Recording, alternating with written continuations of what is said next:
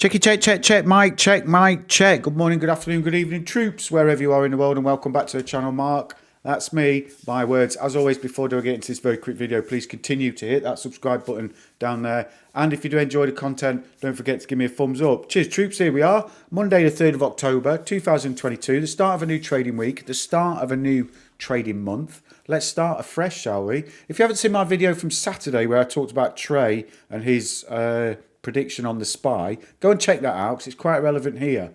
I looked at the chart actually yesterday. I spent a bit of time to look at the chart, marked it up a little bit, and I've said all along, I don't know if I've said it on this channel, but I've certainly said to myself and my friends who I've been chatting to about the state of the markets that the natural return point for the SPY is to pre-COVID level, okay, which is about 325. I've said all along that I think it's going to naturally pick up again when it hits that level, because that's where the world started to go crazy, isn't it? With COVID, here we've got the COVID crash zone here. This is the summer into winter of 2020 where we were ricocheting about, didn't really know what we were doing, double top, double bottom there before we got that continuation, all on the back of printed money, troops.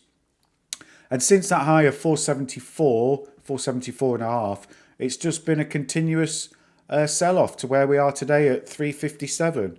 Now, for me, there's a few critical things coming up, a few critical levels. I think the first level I've got is the top of this double top here, which is about 346. The next level is that, as I said, pre-COVID high of 325. The one below that is 313 area, which is that double bottom there. And then below that is the support of the descending wedge there. So they're four levels that I'm looking at, troops, to be honest. And my favourite, not my favourite, but if I was going to bet on which one was going to hit and be the start of a recovery, I'm going to say it's going to be that 325 area, where is the pre-COVID high. I've called these break or bounce zones, okay, because if we get a bounce, great. But if we break, I think we test the next level down. So just keep an eye on that, troops, as we're going through the week. Quick look, AMC, it's now got a combined price with APE of under $10. So not looking great, troops, to be honest. I did have that last area of support marked up at 762. You can see there that we've broken below that and we've come back and we've tested and rejected it a couple of times. APE currently down at 270. It's just been a sell-off since it was released, troops, to be honest. And I said right at the very beginning in my Discord that I think they're selling already. I think they've been pumping shares into the market since this was launched. And I'm interested to see what comes of it. Obviously, there was an announcement from AMC that they are going to look to issue more APE shares, but currently sat at 270. I don't really see where it's going, troops, to be honest. I'm holding because I didn't sell at the top. I'm not going to sell at the bottom. And the same with AMC. So it is what it is, back below $10. GameStop, really liking GameStop at the moment. My bottom line there, $22. We've come close to it, 23.5 there.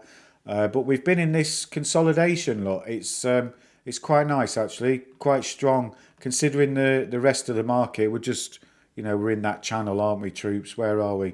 $30, $24. We're in a $6 channel at the moment.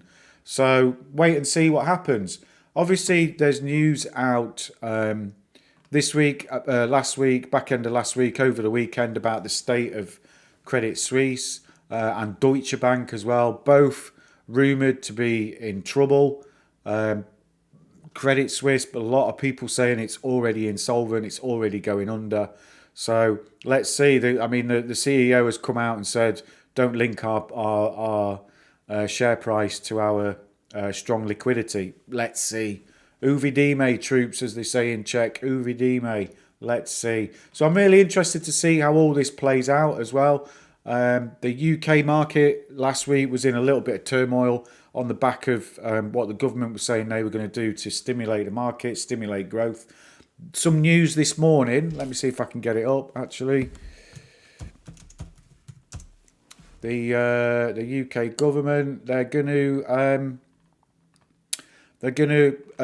go do a U-turn on the higher rate of tax abolishing. So they were going to abolish the 45p tax rate and just keep it at 40%, 40 pence, which meant a lot of rich people were going to get, bigger tax cuts. Although, I kind of understand what the theory was there behind it. But they're going to row back on it, troops. They're not going to go ahead with it.